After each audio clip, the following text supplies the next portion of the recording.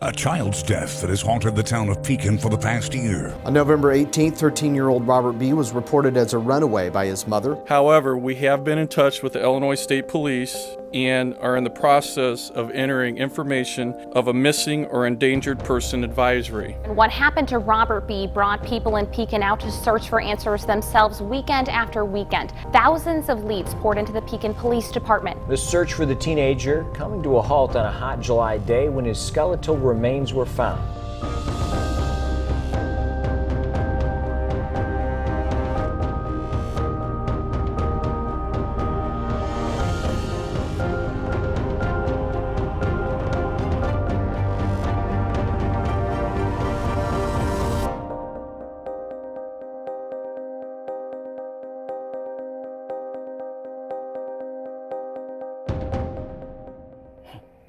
Because you're the reason he's dead. Your coward-ass ways is the reason he's dead. He was still alive in that refrigerator, bitch. I just wanted to start out this episode reminding everybody to watch What Happened to Carolyn Blankenfeld, which is season 2. There are 3 episodes available now.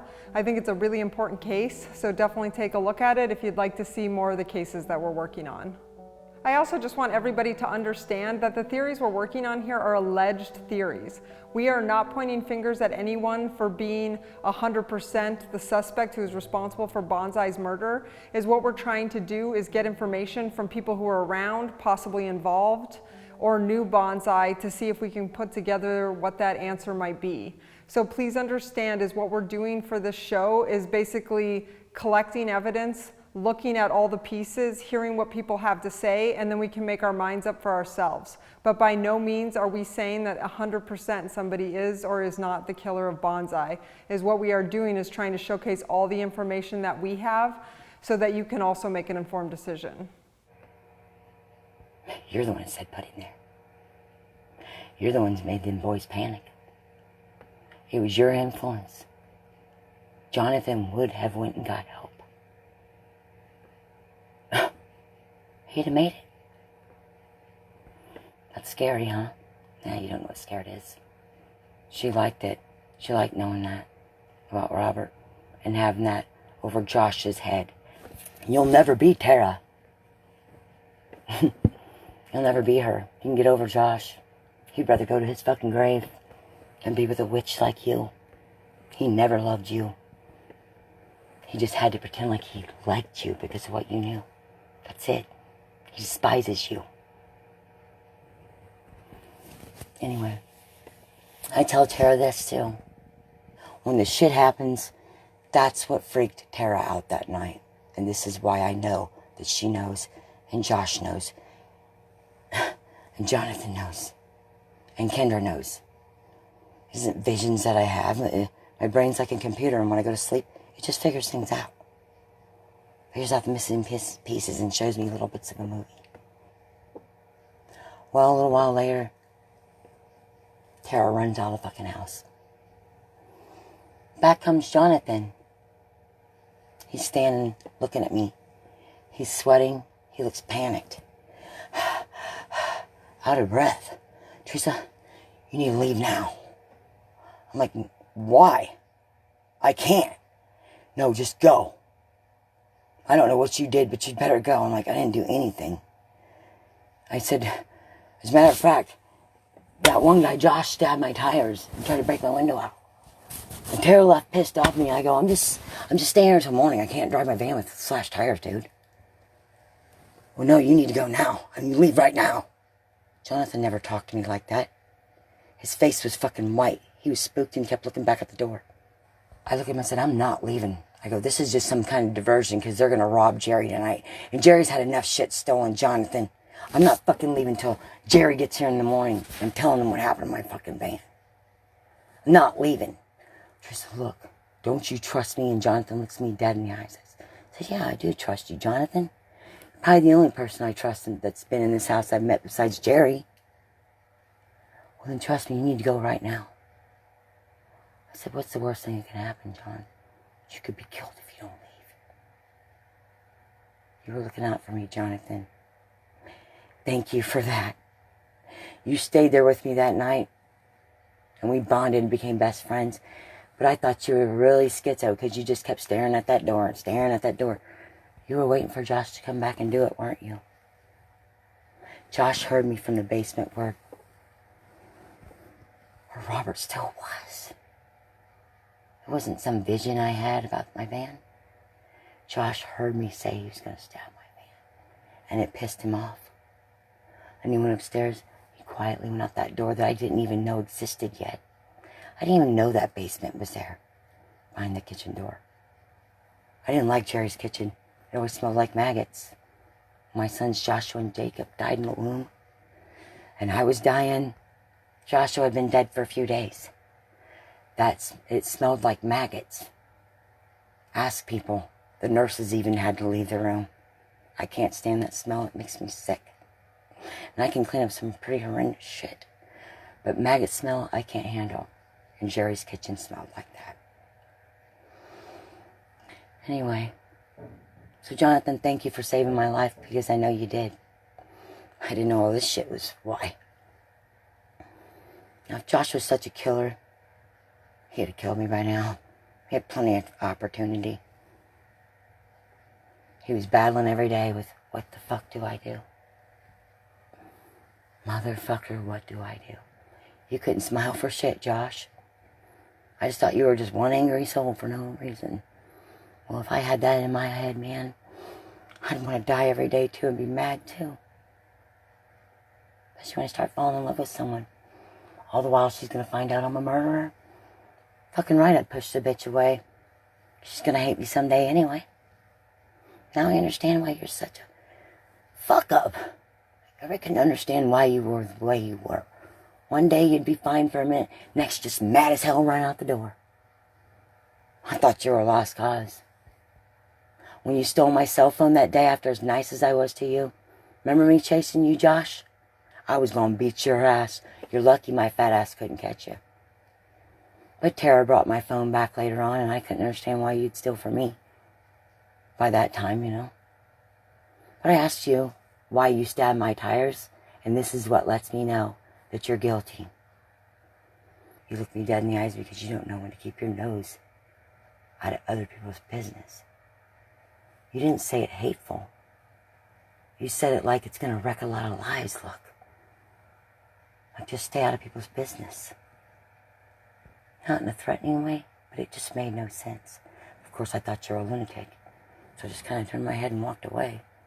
One of the things that's really important to me is to reach out to everybody who potentially knew Bonzai or who has been talked about in this alleged theory. And we have tried to reach out and talk to everybody, and I've been reaching out to people since December of 2019. So I just want to let everyone know that I have completely been transparent and trying to give people an opportunity to respond to what is happening on the show. And one of those people was Jonathan Tandy, who my team and I had gone out on 3 separate occasions to interview him. So please keep in mind, we went from New Jersey to Pekin to show him the respect so that he could respond to the information that was being produced on the show.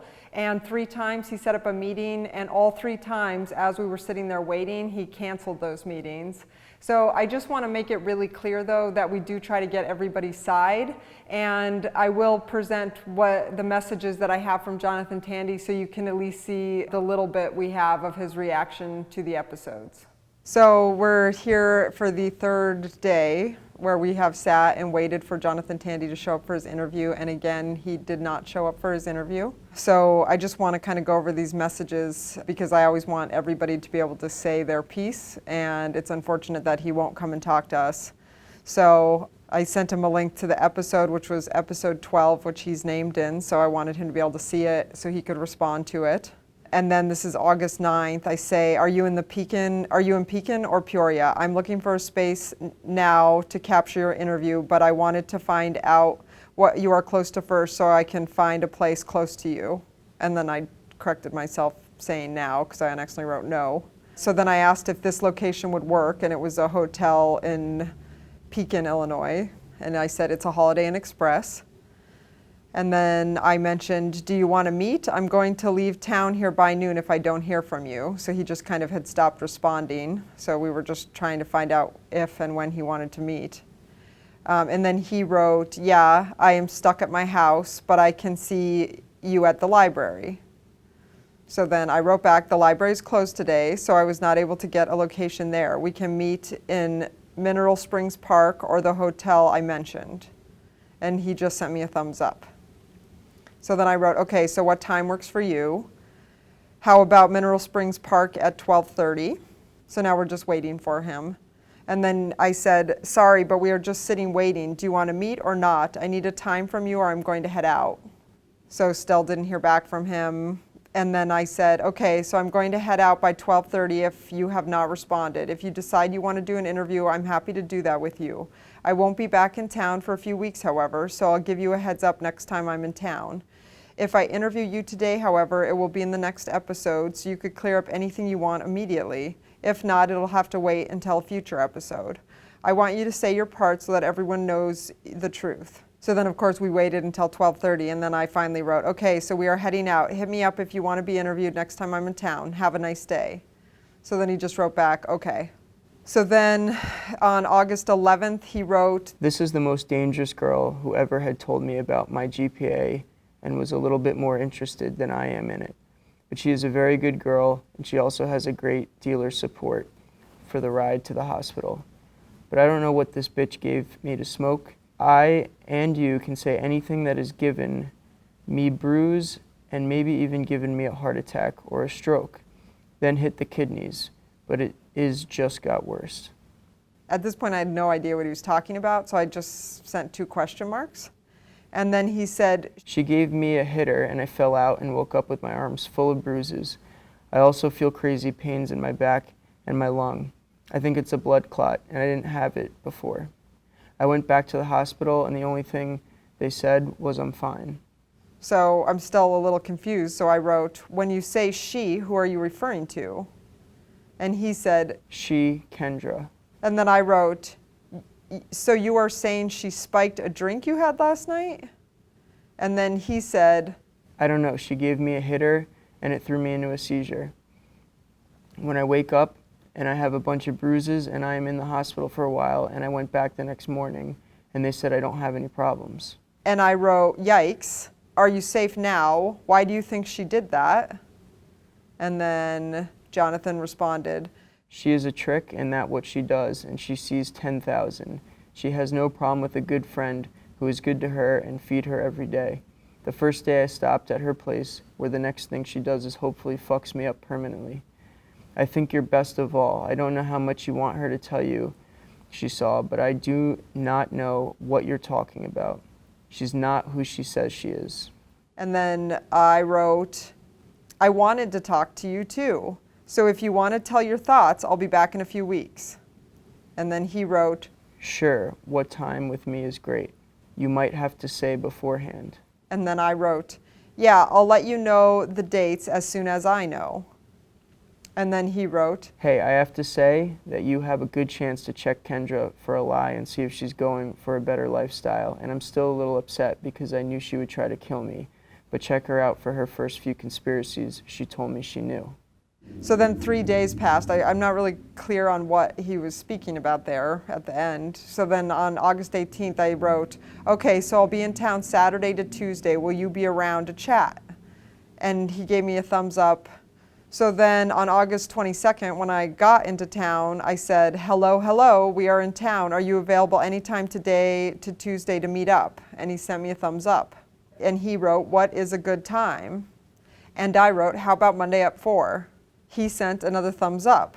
Then I said, you still good for today at 4 p.m.? We have a room and we are set up at the Pekin Public Library. At this point, he sent another thumbs up. So then I wrote, we are on the 2nd floor. If you go to the front door of the library, past the front desk to the elevators, up to the 2nd floor, we are on the first door on the right. See you at 4 p.m. So now at 4:18 p.m., he had not shown up. So I wrote, are you coming? We'll wait 5 more minutes. He wrote, I just had a seizure. So then as it got later in the day, on the same day he had the seizure, so now it's 5:58 p.m. on Monday. So the same day he was supposed to meet us for the interview at 4, which he claimed he had a seizure on. He wrote, you want to meet me still. I just had to go to the hospital for a while. So then I responded at 6:22 p.m. and I said, cool, I can set up a time to meet tomorrow. So he did a thumbs up and then he said, sorry. I said, no problem, noon tomorrow, ? And then Jonathan Tandy sent me a thumbs up. So at 8:30 this morning, I wrote, are we still good for noon today? I'll need confirmation before I book the space at the library again, thanks. He gave me a thumbs up. So then I sent another message saying, we are on the 2nd floor. If you go in the front door of the library, past the front desk, to the elevators, up to the 2nd floor, we are the first door on the right. See you at noon. The library requires a mask to be worn also. We can remove it for the interview, however. So then at 11:51 a.m., 9 minutes before the interview is supposed to start, he writes, I don't think it's a good idea for me to come do an interview for you to twist my words around and involve me in your storytelling about most delusional girl I've ever met, and her story I have no involvement with. I don't know anything about it. I wrote, it's your call. There is no pressure on my end. I was just wanting to give you an opportunity to say your truth and your side. I'm not sure why you think I'd twist your words. I'm only in search for the truth. So I would fairly showcase your side. So it's a little disappointing because now Jonathan Tandy has wasted 3 days of us being out here on interviews that we have not pressured or pushed him to do. We just would like him to tell his side. So I would be very fair and forthcoming about showcasing what he had to say about this, but apparently he's doesn't feel comfortable with that opportunity. So I think that we'll just keep letting him know next time we're in town. I hope he changes his mind and decides to come on here, but I can't force people to come on. I do think it's interesting, and I think it says a lot about the state he's in, that he's had all these medical problems come up when he's supposed to do an interview, and the fact that he is unwilling to just come and tell us, you know, his side so that we could clear up anything. If he does feel that Kendra is lying, I would love to give him an opportunity to clear that up for us. So it's really kind of disappointing and frustrating, the lack of consideration for my team and my team's time. One of the things we've been trying to do here is get bigger media sources to take a look at what's going on down here in Pekin. And I think the big part of that is taking a look at this whole case. I mean, CPS was called dozens and dozens of times, and Bonzai was never removed from that home. 9 days before Bonzai went missing, CPS came to that home and condemned it until it was cleaned up and they could deem it that they could move back in. And they did not, at that point, take Bonzai out of the home. And I think that there's a real issue I have with that. Plus, after Bonzai went missing, the action, and then in some cases the inaction of the police, is something that really frustrates me when you take a long, hard look at how quickly they started looking for Bonzai and how much importance they put into this case. So I want some bigger media sources to come take a look at this, because maybe it can get then bigger officials to take a harder look at what's happening down here and maybe take some action. So luckily this month we had 2 other crime experts take a look at this series and report on it themselves. And the first one was Danielle Hallen, and you can find her on YouTube. So you just look up her name, Danielle Hallen, DANELLEHALLAN, and she's on YouTube, and she did a whole episode on Bonzai and what might have happened to him. And we also had the podcast Big Mad True Crime do a story on Bonzai. When we saw both of these stories go up, we wanted to start working with both of them immediately on possibly getting the word out there further. So we have been talking to Danielle a little bit via email. And some great news, though, we were able to talk to Heather Ashley, who does the Big Mad True Crime podcast, almost immediately. And she was very excited to help us and work with us on getting the word out about Bonzai, but even helping me with the case on some of the things that I might not be as strong in. The podcast is Big Mad True Crime, and it's literally anywhere. It's Apple, Spotify, iHeartRadio, Amazon, all those things. Nice. And I heard we had over 1 million downloads. Is that right? I did. It's pretty cool. That's congratulations. That's incredible. Thank you. How did you originally hear about Bonzai's case? And then if you can talk a little bit about what you do.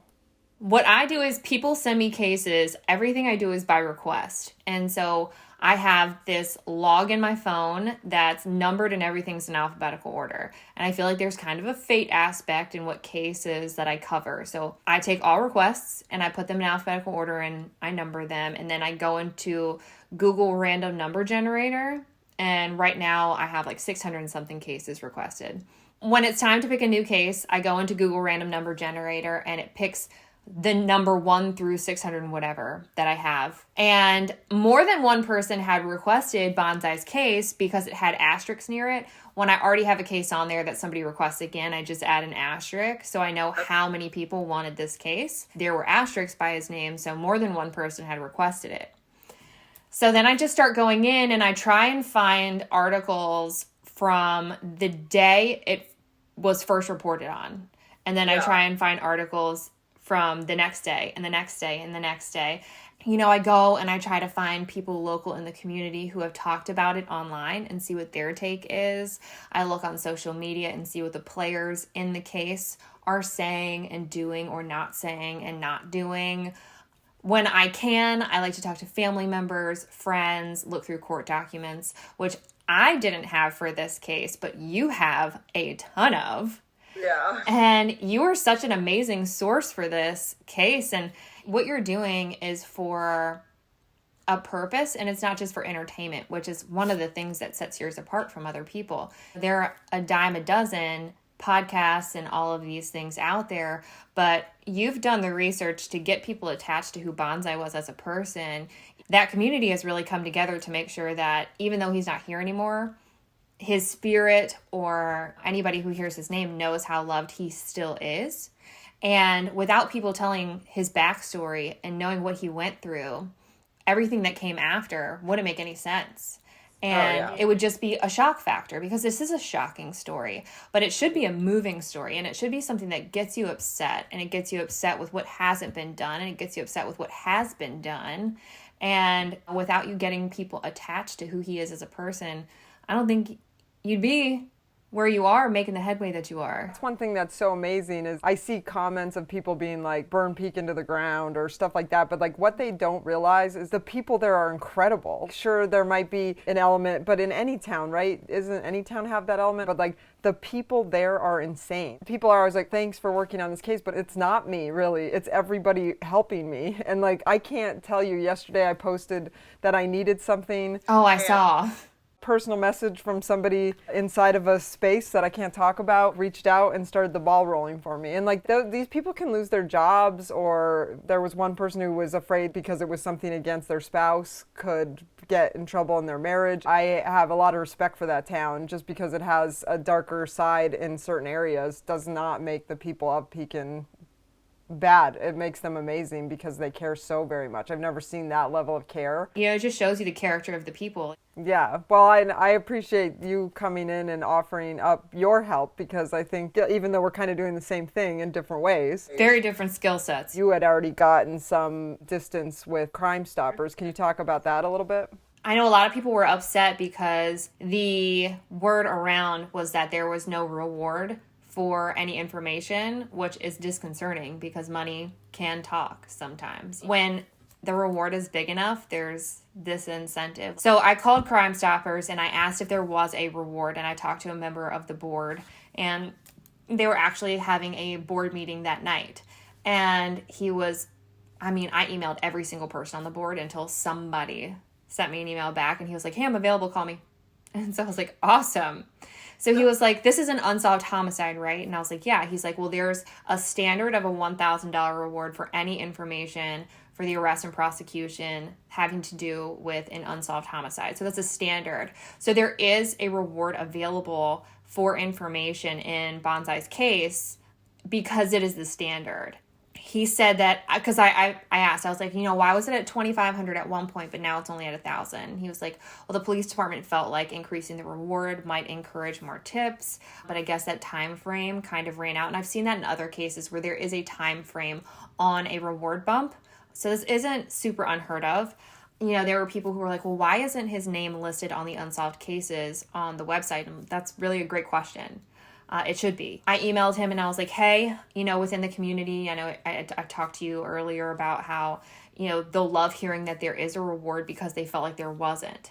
Now, his name is not listed on the website, so can we get it added up? I was sent this screenshot earlier and it is not on there, so if we could get his name back up on the website, that would be great. And he was like, I'll talk to the board about it tonight. And he said he would let me know how the meeting went and that he should be able to get some artwork to me soon, which means the Crime Stoppers flyers. He also told me that in raising money for the reward, we could either do group funding or crowdfunding, which I know has been an issue locally in the community, at least with transparency and trust issues. So you can also raise money individually. You can send the money in yourself. You can write it out to the Crime Stoppers in that area with a note that it is for the Robert B. Reward Fund, and it will be added to his specific reward fund.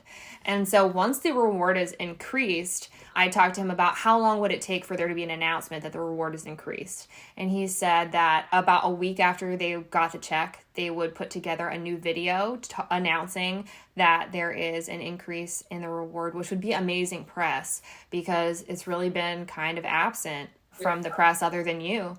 And I talked to him about organizing a press conference. And so he said that they would help organize a press conference and that they would have somebody from either Pekin or Peoria Police Department come as well. The idea would be to have members of the family also attend. But, whoever comes, whoever doesn't. And Crime Stoppers is an amazing ally. So he said, keep in touch, keep me up to date with what's going on. And he's been really proactive about, I'm going to get the artwork to you. I didn't even ask for it.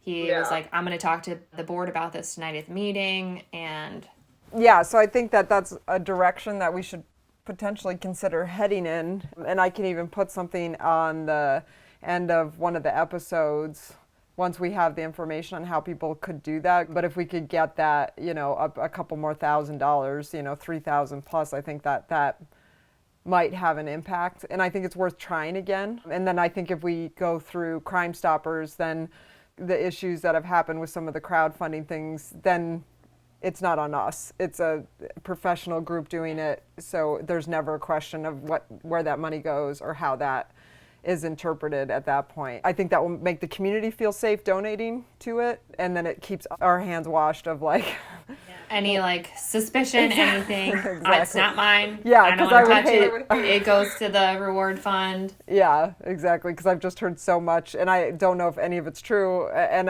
it's not something I'm going to investigate either. There are things that are frustrating when it comes to cases, but it's hard when people come at you with things that are shocking and may be true, maybe not be true, and they almost want vengeance for this wrongdoing, but the wrongdoing you are seeking justice for is the death of a child. And sometimes it can be hard to be like, hey, look, that is terrible if it's true, but that's not what I'm focusing on right now. Yeah, I don't want to put my resources into trying to figure out if someone misappropriated funds. Is what I want to put my resources into is finding out who killed Bonzai. So we'll keep talking about that and try to come up with a plan so people can help and participate if they choose or have the ability to, because I think there will be a lot of people who would want to help out with that. Businesses are also super important because they have access to larger funds. Lindsay is getting together some well thought out letters that can be sent to businesses in the area, seeing if they want to donate to the reward fund and why it's important and why it's important to the community, to see if they're interested. Oh yeah, well, and too, I think enough time has passed since there was the bigger reward at $2,500 that if we try it again, what my experience has been in the limited time I've been doing this is that sometimes when there's some time between things, it helps allow people to come forward, or maybe they're not in the same scary situation they were before, or maybe they're not on drugs anymore, or maybe they're fighting for something, so they all of a sudden find it important to come forward. So I think that that's a good thing too, is enough time has passed where it might make an impact. Yeah, and honestly, this is one of the lowest rewards I've ever seen, which is shocking because it's a child. So one of the things me and my team are working on is getting an action plan in place for getting more attention brought to this case. And through that, we're looking at a possible Crime Stoppers reward, doing a protest, and trying to get bigger media sites out here to take a look at what's going on. So we will be asking for the community's help in the upcoming weeks. We are trying to set up a protest for around the 4-year anniversary of Bonzai's initial disappearance, which is November 18th. So we're hoping to set that up on the weekend before or after. We're starting to work on that this week. We will give information in the next episode of how to donate to Crime Stoppers if that's the direction we decide to go in. That way we can hopefully get that reward raised a bit, and maybe somebody will come out with additional information because of the reward. And we're also going to be looking towards bigger media sites to try to get just national or even regional attention brought to this case so that hopefully somebody bigger and badder can come down here and take a look at what's happening in Pekin. I know sometimes it's hard to be patient because we all want answers. Please understand that what we are showing on the show is an alleged theory. We want answers also, but we want to get to those in the correct way. So we'll continue to highlight and showcase what we have in the hopes of finding a 100% answer of what happened to Bonzai. Until Robert's case is solved, I'm not going any further with anything else. Now, Officer Ranny, I told you I'd work with you guys. I told you exactly what Kendra told me. I told you a long time ago. And you looked at me and said, we have searched every clue possible. I mean, I looked at you like you were serious, you know. Well, here's your clue, bud. This woman tells me this. This fucking lunatic tells me this. This has to be what happened. I put my hoodie back over my head and I quickly got out of that fucking police station, hoping the or the woman that was mopping outside in the hallway, who worked at Old Dad's, hoping she would keep her mouth shut. Because people told Josh what I said, and Kendra what I said, and Tara found out, I could end up disappearing. Yeah, I told you guys. Oh yeah, my boyfriend's losing it. I mean, he's been listening to this shit for a while. It's a wonder he ain't freaking choked me out himself. He didn't even like this subject. He just wants to blame it on schizophrenia, but now he's a little freaked out because he knows I'm not lying. He's afraid someone's going to hurt me over it, but I told him I don't care. I said a long time ago, I'll go to the grave to find out what happened to that little boy, because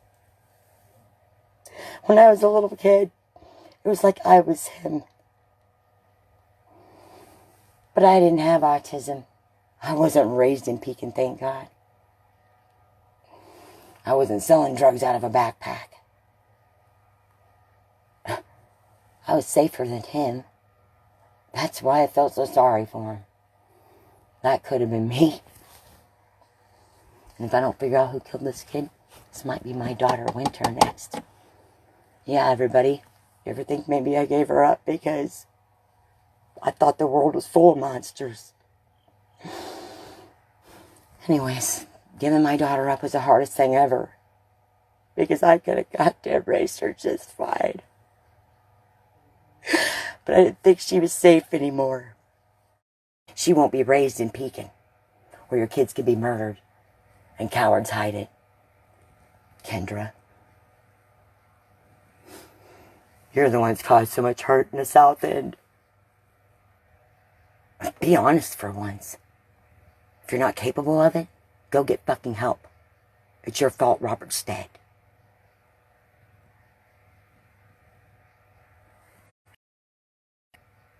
Josh and Jonathan wouldn't have done that had you not given them both spice that day. They would have been more rational. I wish I could sit here for hours and tell you everything, and then at the end, you guys will know the whole truth and nothing but the truth, so help me God, because I'm tired of thinking about it. And all you people that blame me, you're going to be ashamed of yourselves. God does exist. He does forgive you. But you got to forgive yourself, Josh. And the only way to do that is to tell the truth. It is an ugly truth. But you want to be angry at someone, you be angry at the devil. And you look back at Kendra and you can finally be angry at that bitch. I'll bet you money she was the first one to hand you spice. And I bet you still don't do it to this day. And Jonathan quit using it by the grace of God. But I'll bet you he's using it again right now. Because he's battling with suicide every day. Because he wouldn't hurt a child when people find out the truth. They're going to think he's a monster. Jonathan's not a monster.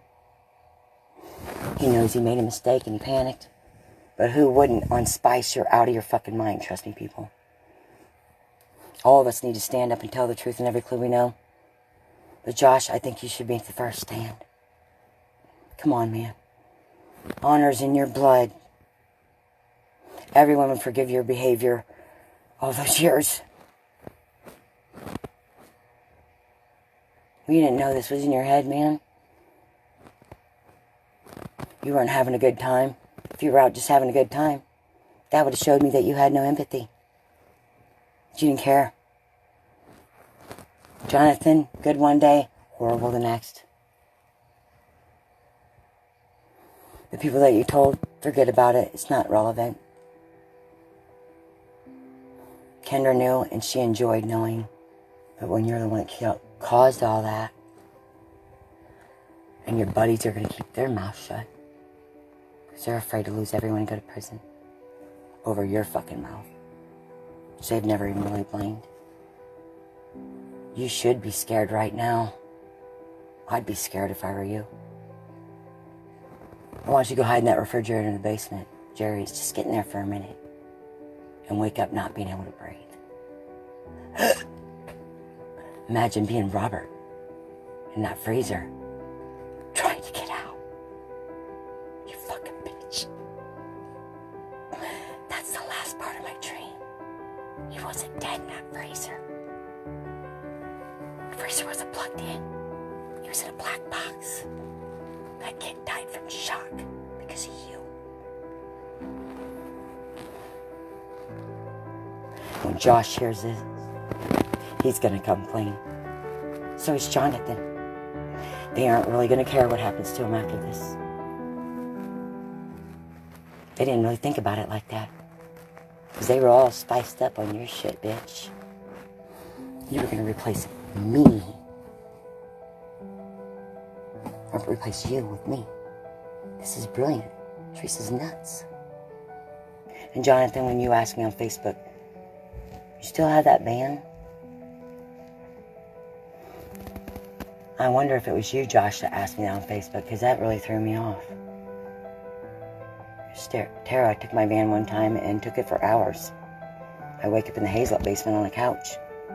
She had told Jason she was just going to Walmart. I wake up and hours go by. Tara, what happened that day with my van?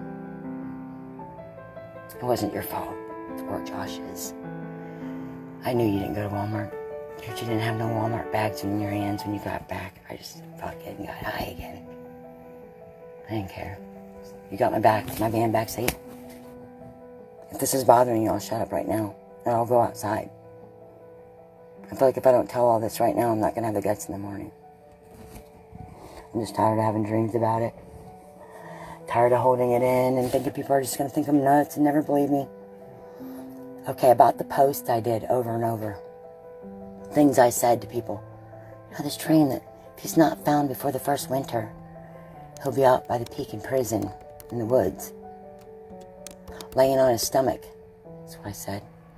Covered in a light snow.